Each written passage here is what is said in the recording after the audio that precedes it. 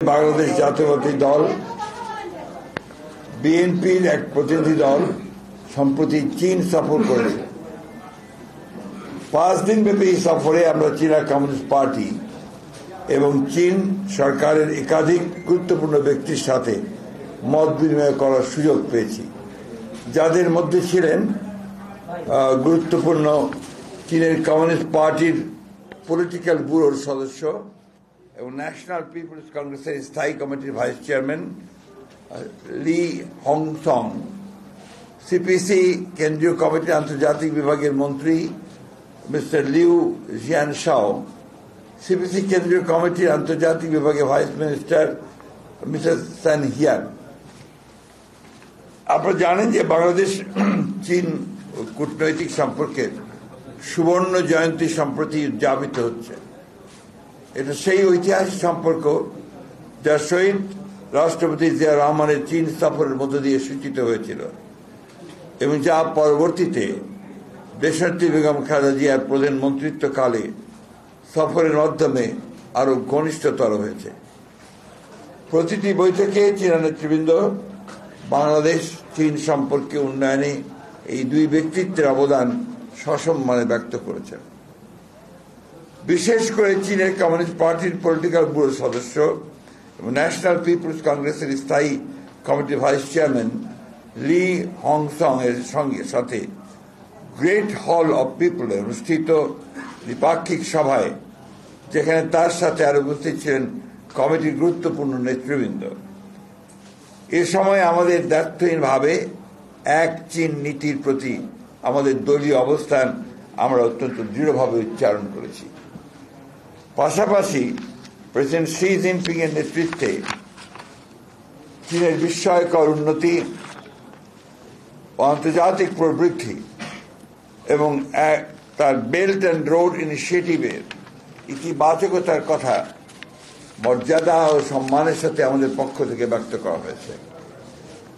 এই বৈঠকে পলিসি ব্যুরোর সদস্য শ্রী লং হং সিং আমাদের ভারপ্রাপ্ত চেয়ারম্যান জনাব তারেক রহমানকে চীন সফরের আমন্ত্রণ জানিয়েছেন এবং দ্রুতই একটি নির্বাচিত সরকারের সাথে নতুনভাবে কার্যক্রম শুরুর ব্যাপারে চীনের পক্ষ থেকে আশাবাদ ব্যক্ত করেছেন।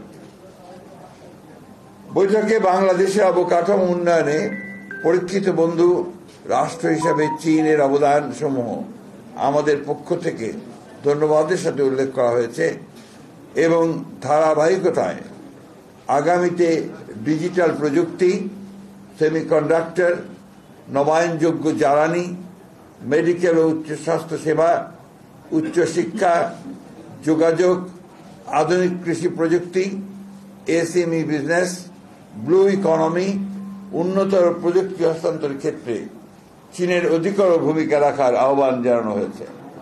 চীনের পক্ষ থেকে এ ব্যাপারে ইতিবাচক অবস্থান সুস্পষ্টভাবে উল্লেখিত হয়েছে। কূটনৈতিক সম্পর্ক স্থাপনের সুবর্ণ জয়ন্তী উপলক্ষ করে আমরা এর অধিকতর প্রায়োগিক দৃষ্টান্ত দেখার অপেক্ষা রয়েছি, যাতে আমাদের মাঝে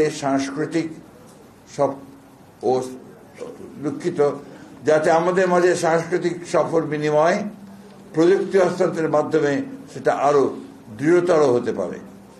আমরা মায়ানমারের রাখাইন রাজ্যের রোহিঙ্গা নাগরিকদের নিরাপত্তে স্বেচ্ছা সম্মানজনক প্রত্যাবর্তনের ব্যাপারে চীনের অধিকতর এবং কার্যকর ভূমিকা রাখার আহ্বান জানিয়েছি। আমাদের পক্ষ থেকে পারস্পরিক মর্যাদা সমুন্নত রেখে উন্নয়ন ও সমৃদ্ধির ভাবনায় এমন সহযোগিতা আহ্বান জানিয়েছি যেখানে জনগণ ও জনকল্যাণের অগ্রাধিকার যেন থাকে সর্বোচ্চ স্থানে।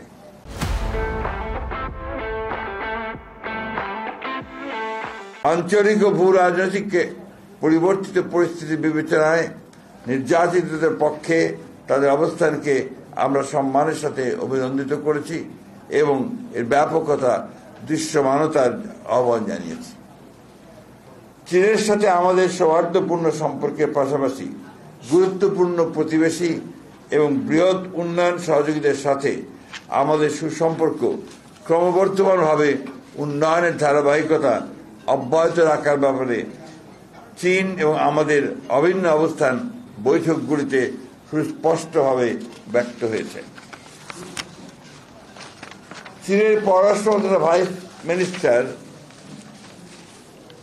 সুং ওয়েডং এর সাথে সফরের দ্বিতীয় দিনে আমরা পারস্পরিক স্বার্থ সংশ্লিষ্ট বিষয়ে কথা বলেছি এবং বাংলাদেশের অবকাঠামো, পরিবেশ ও প্রযুক্তি উন্নয়নে তাদের সহযোগিতার বৃদ্ধির আহ্বান জানিয়েছি। বাংলাদেশের শ্রমশক্তি সক্ষমতা, উন্নত বিনিয়োগ পরিবেশ ও বিনিয়োগের নিরাপত্তার বিষয়টিও আমরা ইতিবাচক হিসাবে উপস্থাপন করেছি। বিগত 17 বছরের অনাকাঙ্ক্ষিত রাজনৈতিক বাস্তবতায় ক্ষতিগ্রস্ত অর্থনীতিকে সহনীয় করতে আমরা ঋণ পরিশোধ সময়সীমা বৃদ্ধি, বিভিন্ন ফি পুনর্বিবেচনা এবং অনুদানের সম্ভাব্যতার বিষয়েও তাদের সহায়তা চেয়েছি, যেটা তারা সহানুভূতির সাথে বিবেচনার আশ্বাস দিয়েছেন।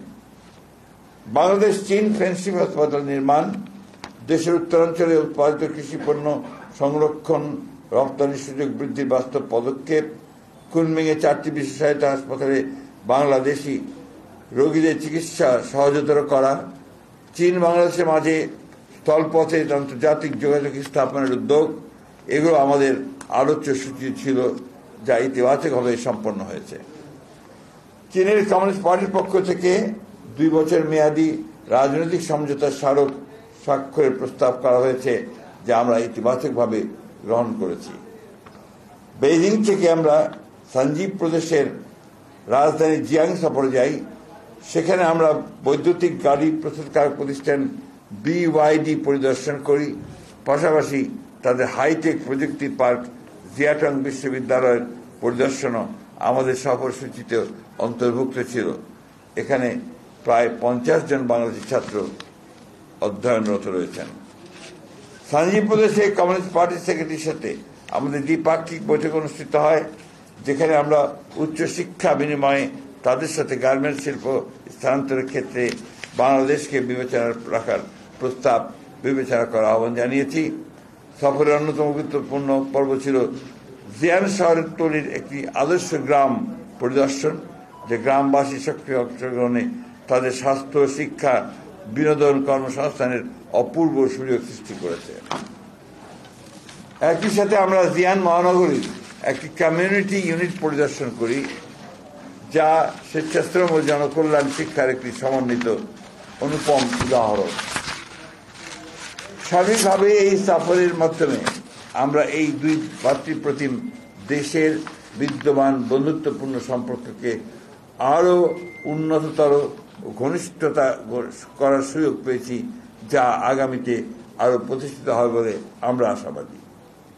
এই সফর আয়োজনের উদ্যোক্তা হিসেবে চীনা কমিউনিস্ট পার্টি, ঢাকাস্থ চীনা দূতাবাস এবং আমন্ত্রণকারী চীন কমিউনিস্ট পার্টির আন্তর্জাতিক বিভাগকে ধন্যবাদ এবং কৃতজ্ঞতা জ্ঞাপন করছি।